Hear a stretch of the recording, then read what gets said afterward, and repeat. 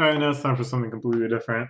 We're going to talk about The Office, both the British and American versions, and why I think they're two very, very different types of things that I would call cult classics.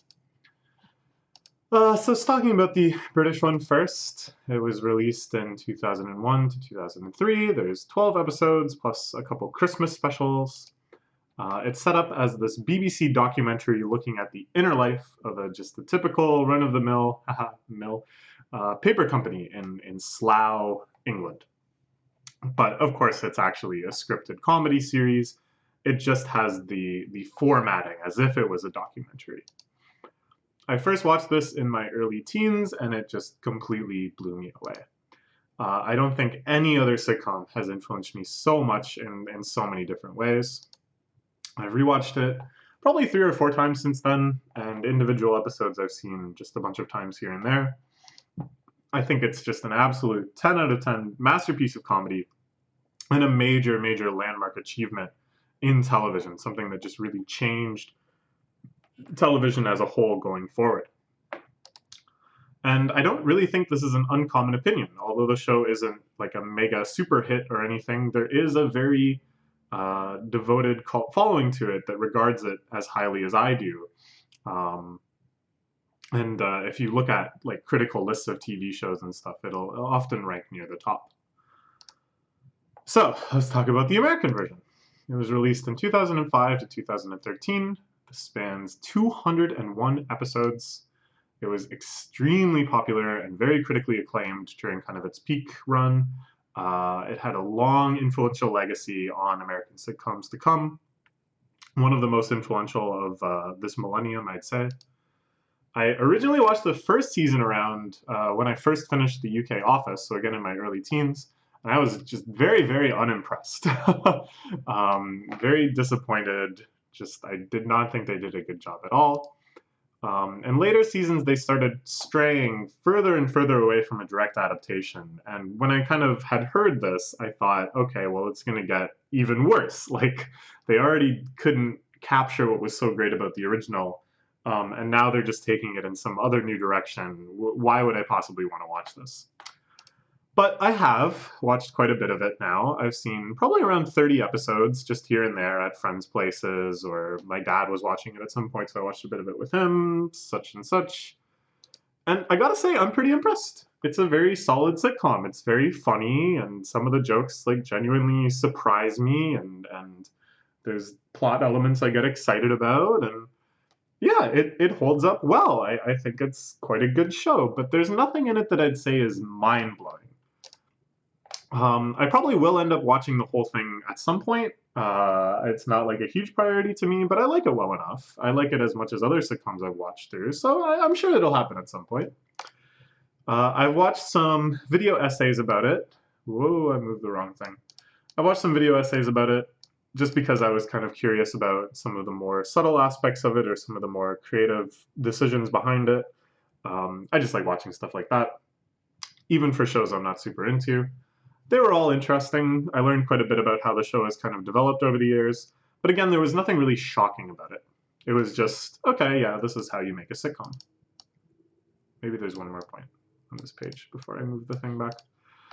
So recently, though, I've been kind of diving into Office fanaticism of people who not just like the show, but love it to death, who have this as their absolute favorite show by just an indescribably huge margin. And this is what I'm talking about when I say that the US Office is also kind of a cult classic. Of course, it has a gigantic mainstream reach, millions of people watched it, but there's this much smaller subgroup of people that just live their lives around The Office. So the way I got into this, I saw this tweet a bit ago that had some screen caps of an Office fandom group on Facebook. And I am going to give you a sincere trigger warning here. There is some discussion of suicide. The first screen cap was this. Last week my husband told me he wants a divorce, left totally out of the blue. We were Office soup snakes. This is a reference, I had to look this up. This is a reference to an episode of The Office where Michael Scott I think I don't know if I get the whole context of the joke, but he refers to him and his partner as soup snakes instead of soulmates. And I think the idea is that he just like typoed it and he tries to like explain what it means. It's a funny little bit. So it's a reference to that. He thinks the grass is greener on the other side. His words, I can't even watch The Office now. What the fuck do I do? And this is where it got really kind of mind-blowing and interesting to me. I've watched The Office every single night for at least 7 years. Now, that's probably hyperbole. You'd think, not literally every single night, but the intent of making a comment like this is clear. The severity, the integral role that The Office has in this person's nightly ritual can't be overstated. And then it was followed up by a comment. Several years ago, my husband and I were watching The Office, and then suddenly he committed suicide in front of me. It took ages to even partially recover. As a result, I can't watch about 4 episodes of one season by association, but the rest are okay and make me strong. You will get there, or you will find other things to use to get through things.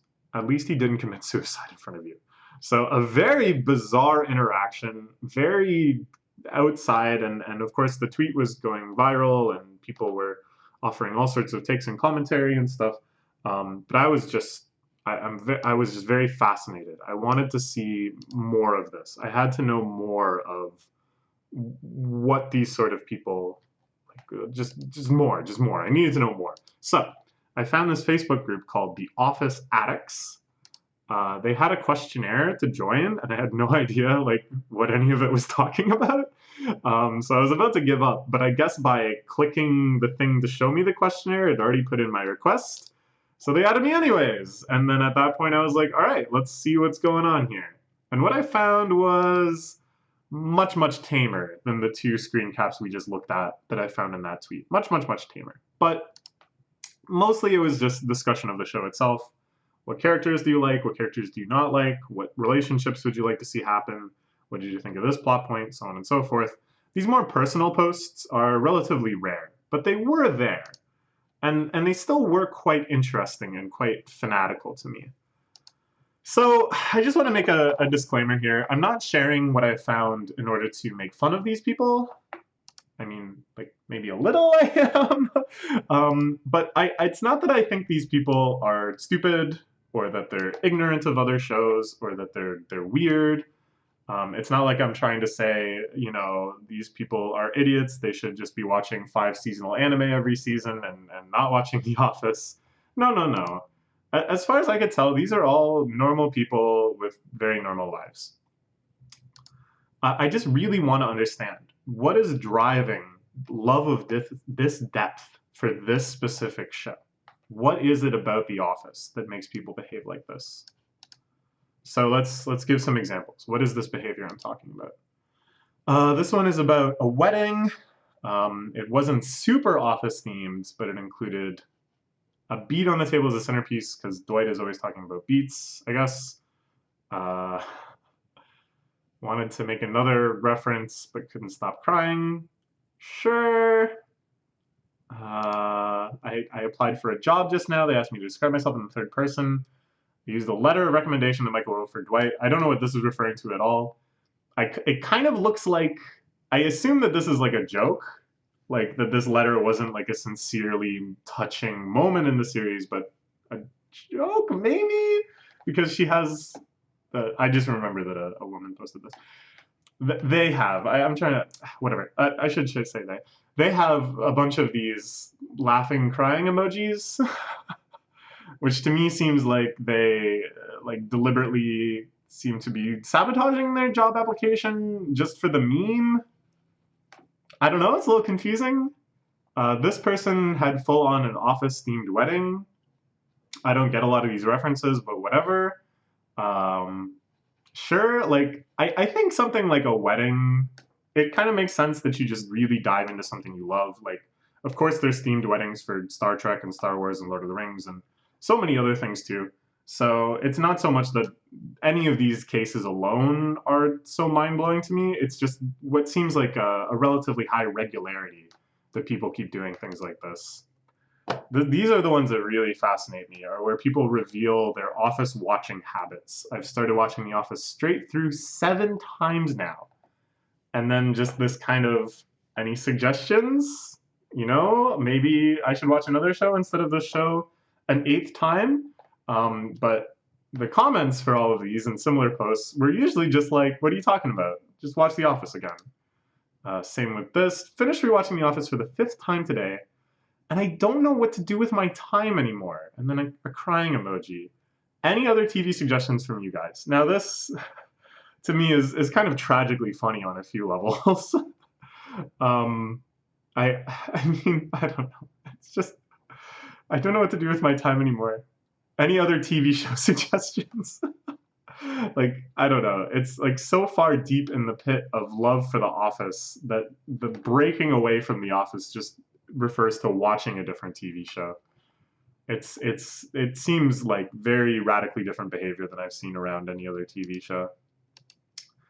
My husband just grabbed the Xbox controller. I presume this controls Netflix. Says, I'm tired of The Office. I don't know what to watch. Watch yourself, pack your things, and head out. Hashtag divorce. I feel attacked. Laughing, crying, crying, crying. Now, obviously, this is a joke. These people aren't actually getting divorced.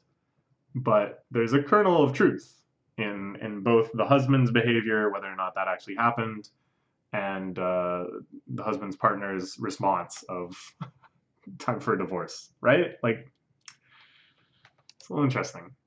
I'm now considering moving on from watching The Office, LOL. Moving on, again, this idea of like, you just move on to another show. Tried watching Parks and Recreation and literally fell asleep. So anything but that. Just finished binge watching for the 10th time. Now, let's like try to put that in perspective. I mentioned before that I'd watched the UK Office like 3 or 4 times all the way through. And to me, that seems like a lot. That's like a show I really love, and I get a lot of value out of revisiting it in different kind of times in my life. To me, that's up there with the shows that I've watched through the most times. And that's like 12 episodes, whereas this person has watched 201 episodes 10 times. So they've watched 2,010 episodes of The Office. That's like around 700 hours of The Office. I don't know, man. It's like, I don't know. This person is doing the classic, you'll never believe what my kid said.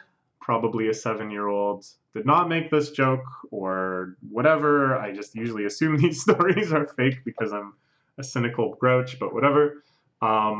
It's more the fact that this is what they would make up, and my 7-year-old has been a faithful watcher of the show since birth. To me, faithful here is a very revealing word.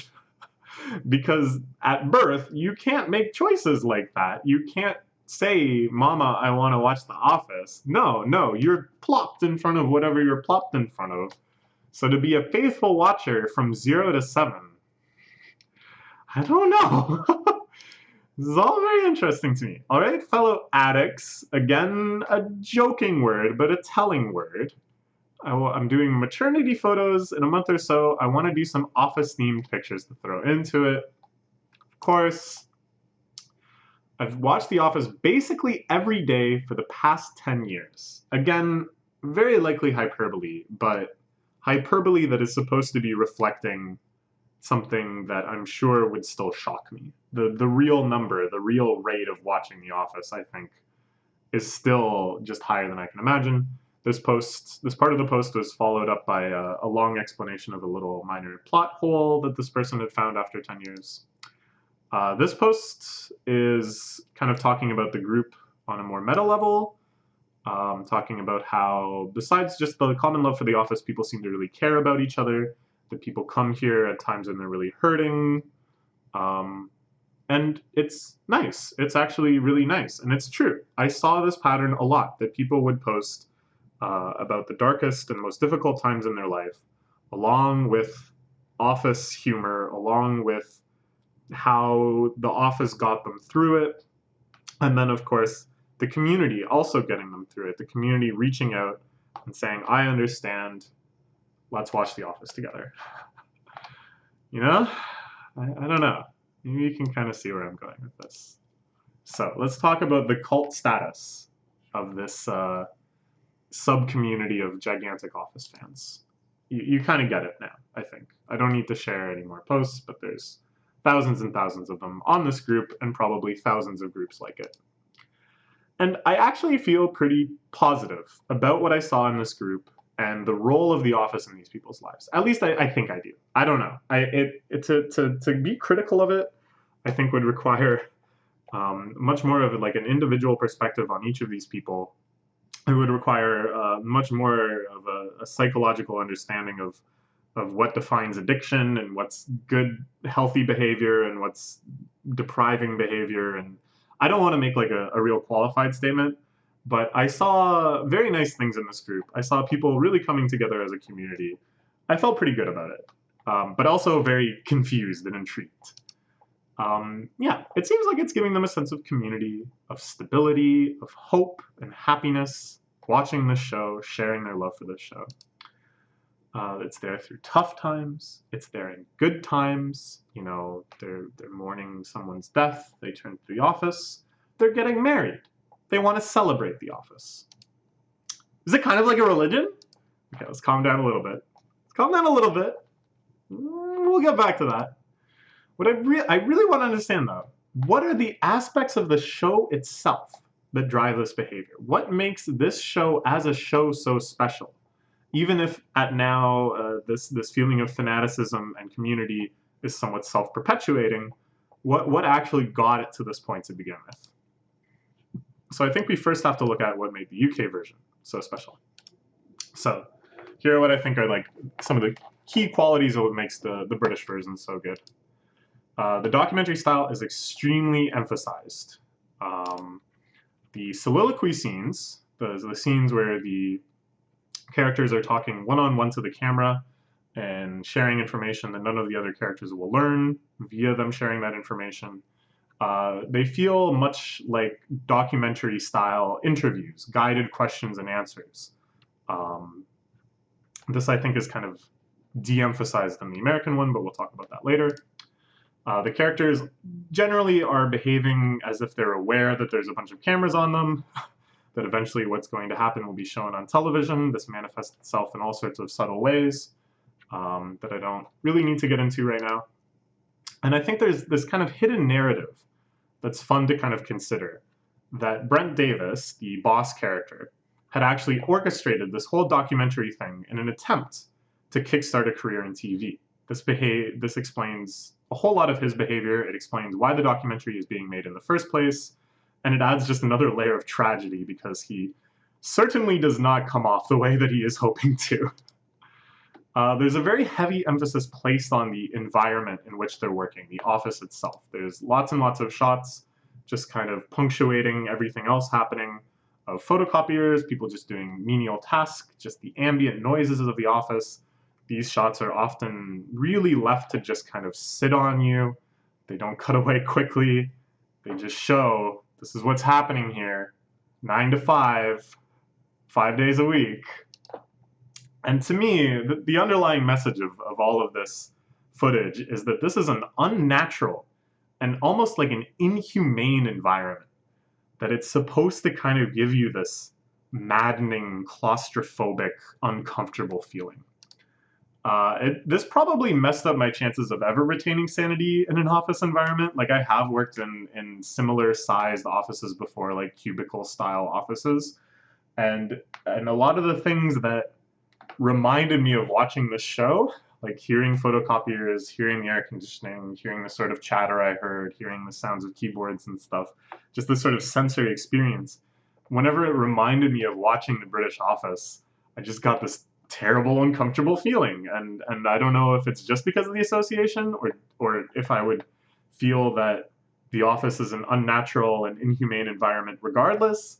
But yeah, I feel like there's no chance I'll ever be able to be sane in such a place.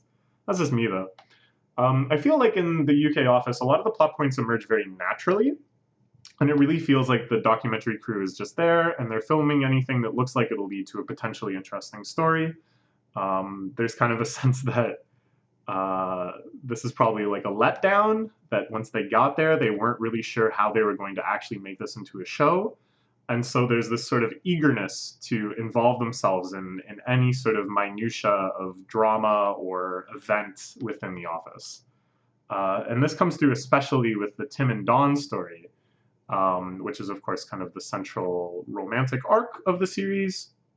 It really feels like it is developing incidentally, that it isn't something that was set out to be a major focus of the show, but that naturally the camera crew just became interested in this dynamic between them.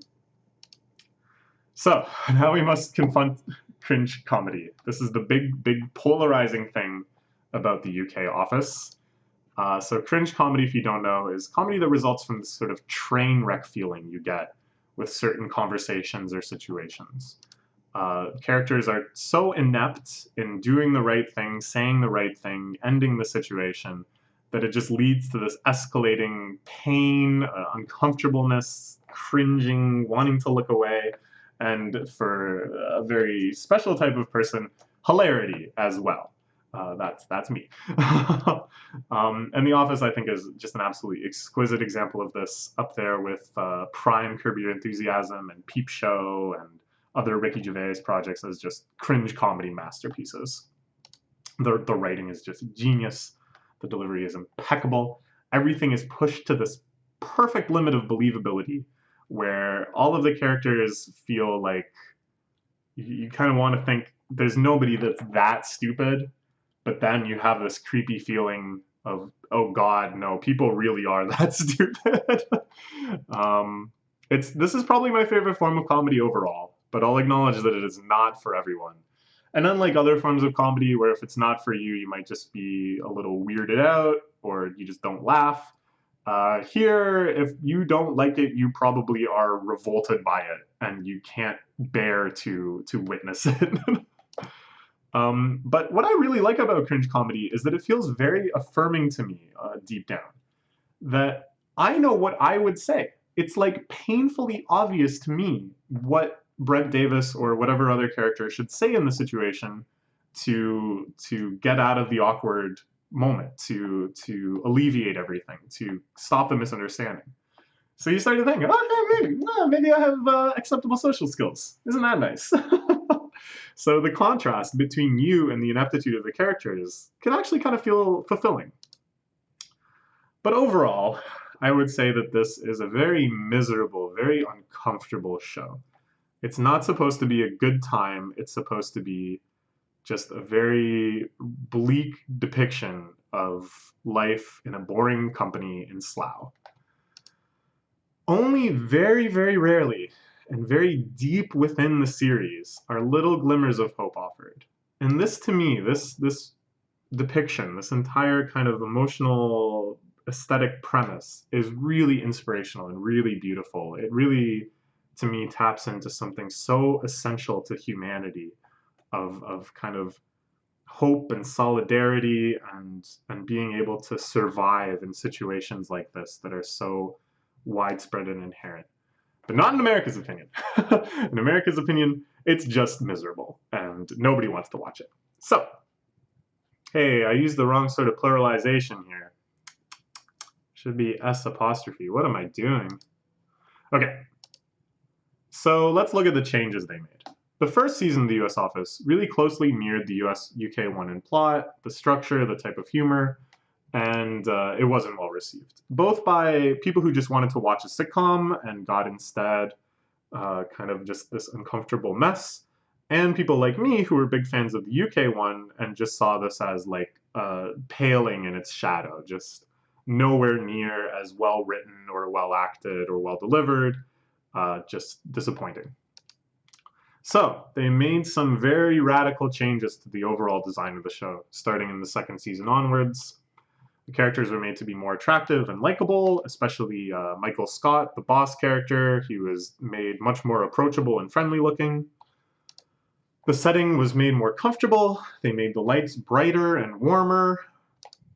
The comedy was much, much less cringy, less about these train wreck social interactions, more outrageous, more about just kind of funny, silly things happening.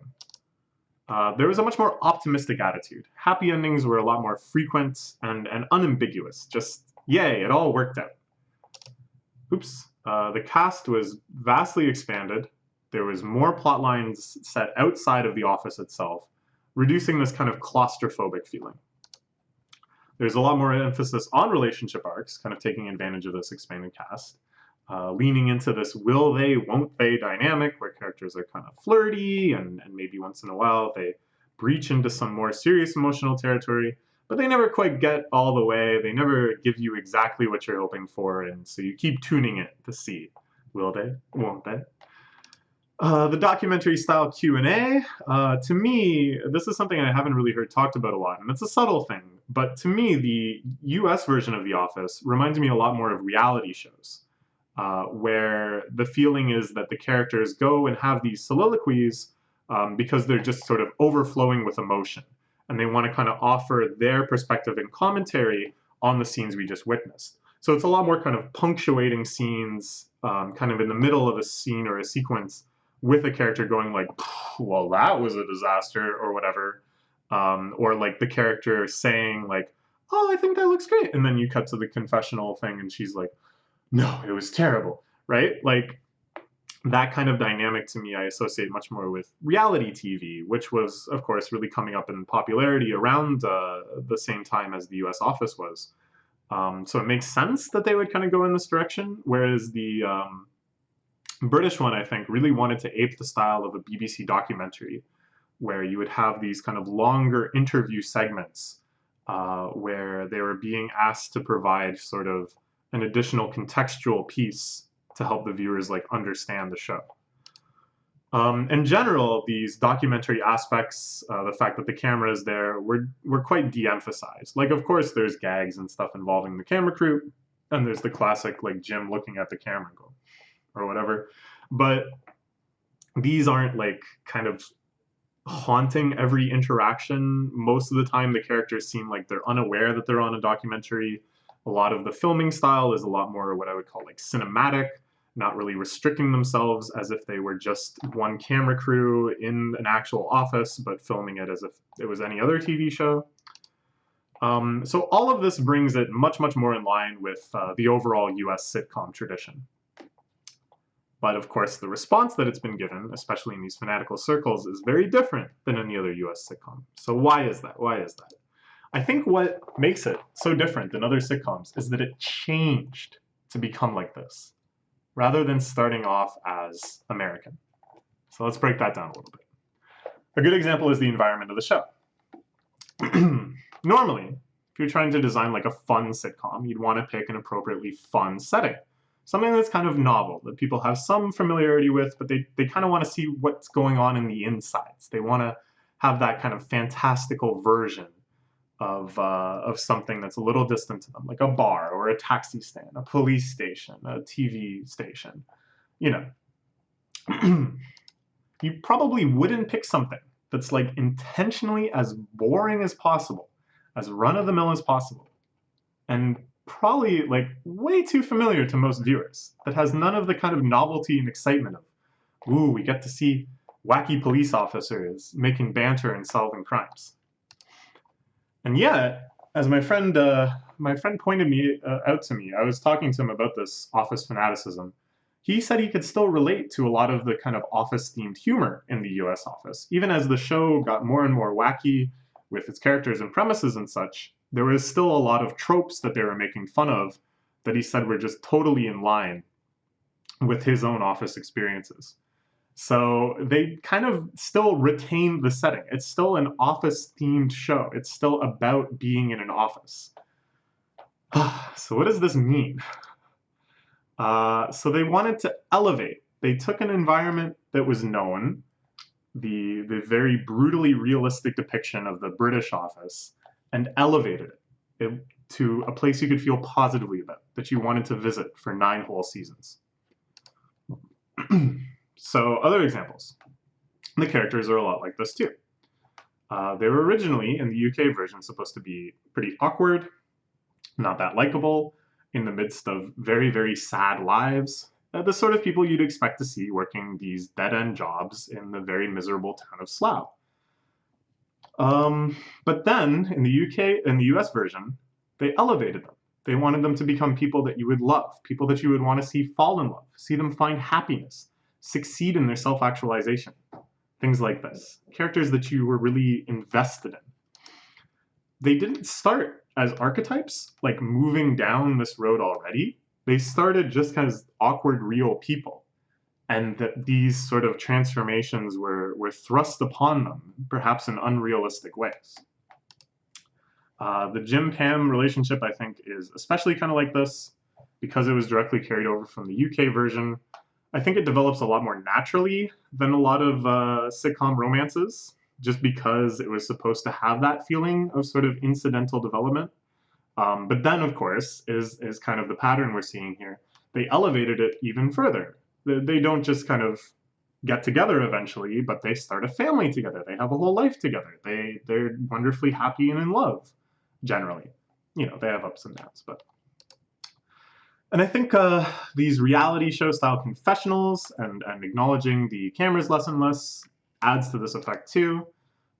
So I think people are conditioned to associate this sort of style of TV making with like TLC style, like real people shows, where they kind of pick people who have interesting or unique lives and they just film them a bunch and they make this narratively structured show around, you know, their struggles and their successes and stuff. I don't really watch any of these shows, but I've seen them before. I have generally a sense of what they're about.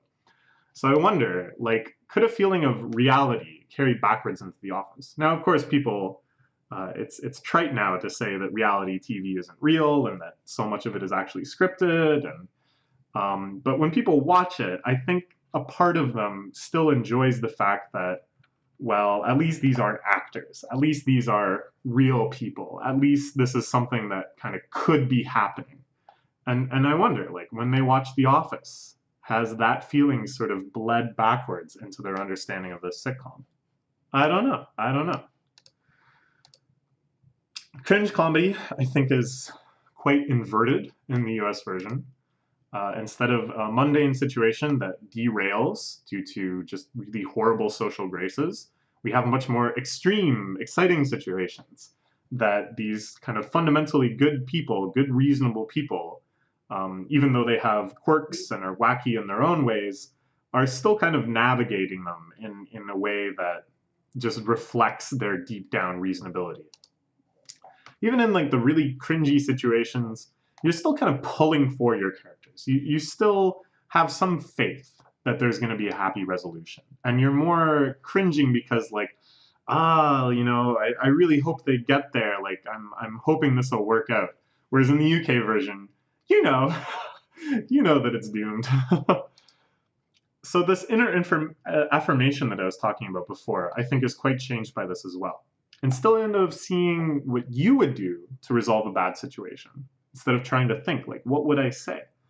You see that no matter kind of what people do, these situations will eventually work out just due to the goodness of these people. This is the plot that I've seen in The Office much more often than the other. Like, rather than kind of, I don't know, I don't know if I can think of any good examples, so it's probably not worth getting into, but you kind of get my point here. So what I think this is a deeper and more compassionate affirmation of the self.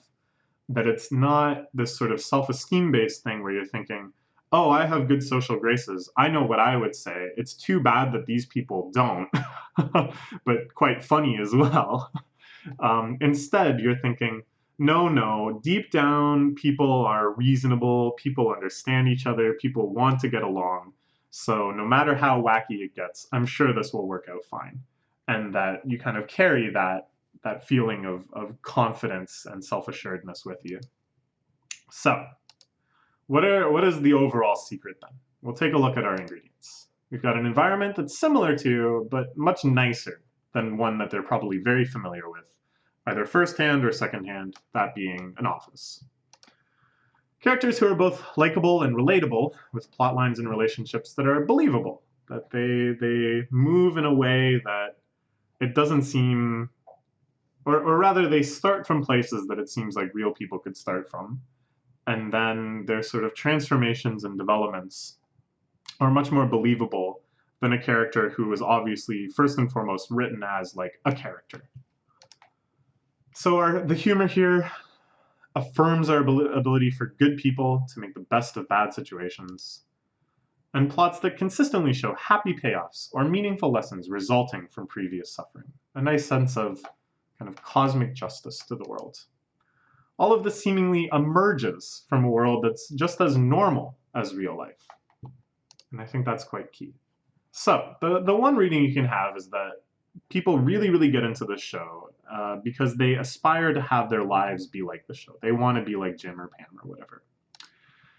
So they're escaping from their lives into lives that they feel are close to achievable, that are close to lives they already have, but so much more fun and nice. I think this is partially it, but I think it's kind of a shallow conclusion.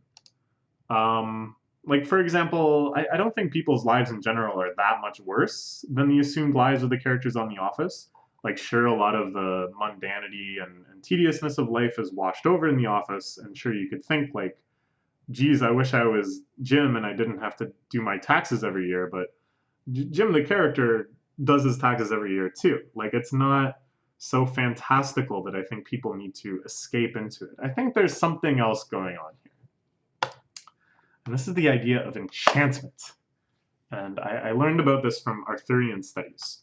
So in Arthur, one of the kind of reasons the Arthurian legends were so popular was because they layered legend and virtue upon familiar settings and characters. So the pub down the street, the innkeeper who runs it, those ruins up on the hill, and the groundsmen who take care of them, these are still as you see them today. These are still things you kind of encounter in your daily life. But when you read these Arthurian legends, when you read about, the knights, the valorous knights of lore, and all the wonderful townspeople that supported them, and the wonderful adventures that they all got up to, there was this connection formed between the parts of your everyday life and this fantastical world within the past. They're all enchanted by this idea. So I think The Office provides like a similar layer upon the mundanity of mainstream modern lifestyles, about your job and your relationships and the life events that we all encounter, weddings, births, deaths, whatever. All of these, The Office kind of provides its own enchanted version of, that you can layer atop your own.